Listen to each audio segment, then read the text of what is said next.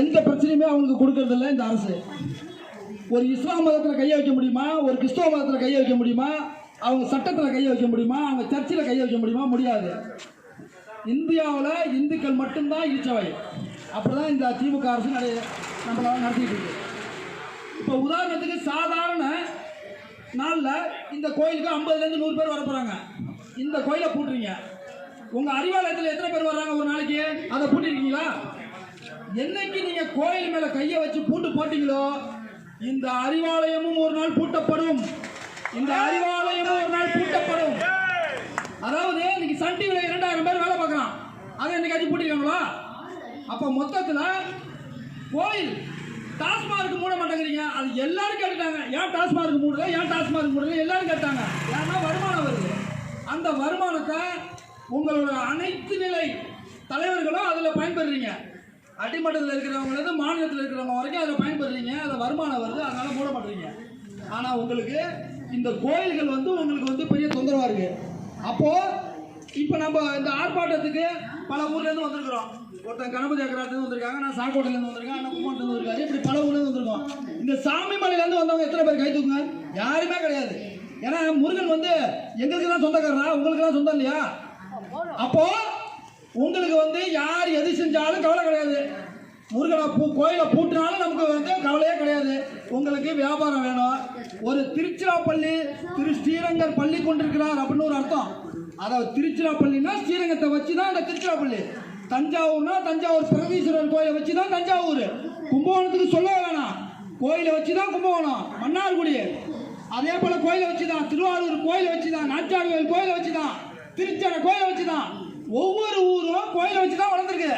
ஆனால் கோயிலை சுற்றி வருமானம் பார்க்குறவங்க, கோயிலுக்கு டெய்லி காலையில் எழுந்திரிச்சு முருகான்னு சொல்கிறவங்க, தூங்கும்போது முருகான்னு சொல்கிறவங்க, அந்த கோயில் பூட்டிருக்கான்னு யாராச்சும் வருத்தப்படுறீங்களா? கிடையாது. ஆனால் ஓட்டு 5 வருஷம் சாமியை கும்பிட்டு கரெக்டாக ஓட்டு போடுற அன்னைக்கு திக வளர்த்த, பெரியார் வளர்த்த, அண்ணா வளர்த்த திமுகவுக்கு போய் ஓட்ட போடுறீங்க. அவங்க என்ன சொல்கிறாங்க? கோயிலுக்குள்ள சாமியா இல்லைன்னு சொல்கிறாங்க. அதான் கோயிலை பூட்டுறாங்க. நல்லா யோசிச்சு பாருங்க. கோயிலுக்குள்ள சாமியா இல்லை, அதை ஏன் திறந்து வைக்கிறீங்க அப்படின்னு கேட்குறாங்க. கரெக்டாக பூட்டிட்டாங்க. ஏன் அவங்களுக்கு தெரியாது? இப்போ நாங்கள் சாப்பாடுலேருந்து வந்திருக்கிறோம். ஒரு இடத்துலனாச்சும் இது மாதிரி 144 இருக்கு, இந்த கல்யாணம் நடக்கல, இந்த ஊர்வலம் நடக்கல, என்ன நடக்காம இருக்கு? இந்த ஒயின் ஷாப்பு திறக்கல, பஸ் இல்ல, தியேட்டர் இல்ல, ஏதாவது சொல்ல முடியுமா? அப்ப கோயிலை மட்டும் போட்டுறாங்க. யாருக்கும் எந்த கவலையும் கிடையாது. அவங்க வேலையை பார்த்துக்கிட்டு என்னைக்கு திறக்கிறாங்களோ அப்போ மட்டும் போய் முருகனை பார்த்துக்குவோம். முருகன் எங்க போறாரு அப்படின்னு நினைக்கிறீங்க? நல்லா யோசிச்சு பாருங்க. அதாவது 1900 வாக்கிலேயே நம்ம சங்கத்தை உருவாக்குனாங்க, RSS உருவாக்குனாங்க, சொல்லியிருக்கிறாங்க. இந்துக்கள்கிட்ட ஒற்றுமை இல்லை, இந்த நாடு வருங்காலத்தில் என்னென்ன பாடுபட போதோ பாருங்க அப்படின்னு சொல்லியிருக்கிறாங்க. அதே போலதான் இந்தியா சுதந்திரம் வாங்கணும்னு இந்துக்கள்கிட்ட ஒற்றுமை இல்லாத வாசி தான் 3 நாளா புரிஞ்சிச்சு, இந்தியா, பாகிஸ்தான், பங்களாதேஷ்னு. ஆனா அப்ப சொல்லியிருக்கிறாங்க வருங்காலத்தில் நம்ம பிள்ளைங்க தலையில தான் இதை வைக்கணும்னு. அன்னைக்கு சொன்னது நீங்க நடந்துட்டு இருக்கு. யோசிச்சு பாருங்க. ஒரு இஸ்லாம் நாட்டில் இஸ்லாமை எதிர்த்து ஒரு சட்டம் போட முடியுமா? ஒரு கிறிஸ்தவ நாட்டில் கிறிஸ்தவ சட்டத்தை எதிர்த்து ஒரு சட்டம் போட முடியுமா? நம்ம நாட்டில் தாயா எவன் வேணாலும் படம் எடுப்பான், எவன் வேணாலும் அசிங்கமாக சாமியை பற்றி படம் வரைவான், எவன் வேணாலும் புக்கு எழுதுவான், எவன் வேணாலும் மைக்கில் பேசுவான். எல்லாம் இந்து மதத்தை பற்றி தான். ஏன்னா இந்துக்களுக்கு நம்ம தான் 4ஆ பிரிஞ்சு கிடக்கிறோம், 10ஆ பிரிஞ்சு கிடக்கிறோமே ஜாதி அப்படின்னு சொல்லி. அப்போ நம்ம பிரிஞ்சு கிடக்கிற வாசி தான் இன்னைக்கு ஒரு தீக்காக்காரங்க இன்னைக்கு கோயிலை பூட்டிட்டு மொத்த எதையுமே பூட்டல. யோசிச்சு பாருங்க. எதையுமே பூட்டாம கோயிலை மட்டும் பூட்டிருக்காங்க. அவங்க என்ன செய்யணும்னு பார்ப்போம். நம்ம என்ன செய்ய போறோம்? நம்ம இதே மாதிரி வேடிக்கை தான் பார்த்துட்டு இருக்க போறோம்.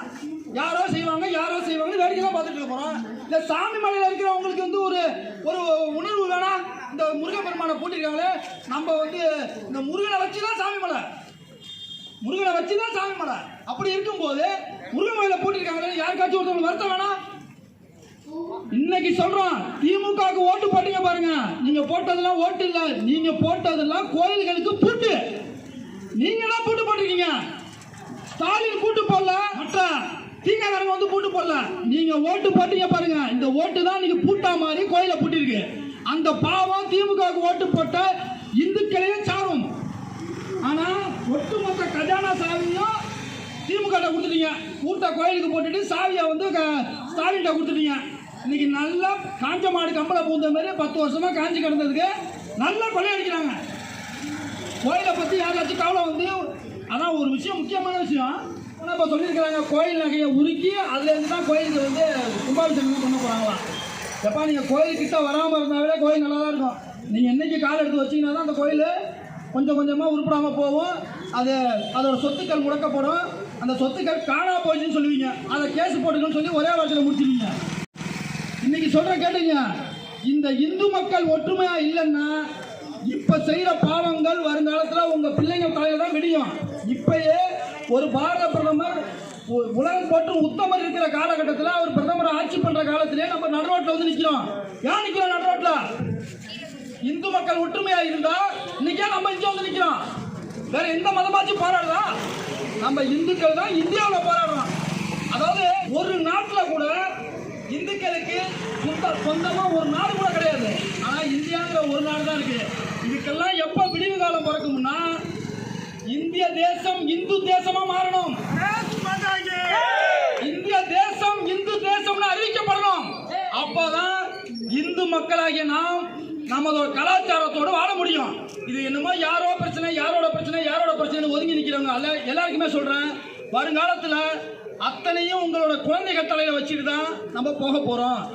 400 வருஷம் போராடி ராமர் கோயில் கட்டியிருக்கோம். அதை யாரும் நம்பி ஒப்படைக்கிறது? இங்க இருக்கிற திமுக நம்பியா? நம்ம குழந்தைகளுக்கு அந்த உணர்வை ஊட்டாம, இந்து உணர்வை ஊட்டாம விட்டு சென்றோம்னா 400 வருஷம் கழிச்சு இன்னைக்கு பாரத பிரதமர் நரேந்திர மோடின்னு ஒரு அவதார புருஷன் வந்து கட்டியிருக்கிறாரு. இன்னும் இந்த கோயிலை இன்னும் பாதுகாக்காம விட்டுட்டோம்னா இன்னொரு நம்மளுடைய நரேந்திர மோடி மாதிரி யாரும் பிறப்பா? அது வரைக்கும் வெயிட் பண்ணிட்டு இருக்கணும். அது வரைக்கும் எத்தனை உயிர் போகும்? இது வரைக்குமே ராமர் கோயிலுக்காக 4 லட்சம் பேர் செத்துருக்காங்களாம். இப்பயும் நம்ம கோட்டை விட்டோம்னா வருங்காலத்தில் நம்மளோட நிலைமை என்னன்னு இங்கே இருக்கிற ஒவ்வொரு இந்துக்களும் அவங்கள சுய பரிசோதனை செஞ்சு பார்க்கணும். இந்த கோயில் மட்டும் இல்லை, ஒட்டுமொத்த தமிழகத்தில் உள்ள அனைத்து கோயிலையும் திறந்தே ஆக வேண்டும் விரைவில். இது வந்து பிள்ளையார் சொல்லின்னு சொல்லுவாங்க, அது முருகன் கோயிலில் பிள்ளையார் சொல்லி போட்டிருக்கிறோம். வருங்காலத்தில் மிக கடுமையான போராட்டத்தை நாங்கள் ஒவ்வொரு ஊர்லேயும் நாங்கள் செய்ய போகிறோம். இதுக்கு பிள்ளையார் சொல்லி. இது வாய்ப்புக்கு நன்றி, வணக்கம்.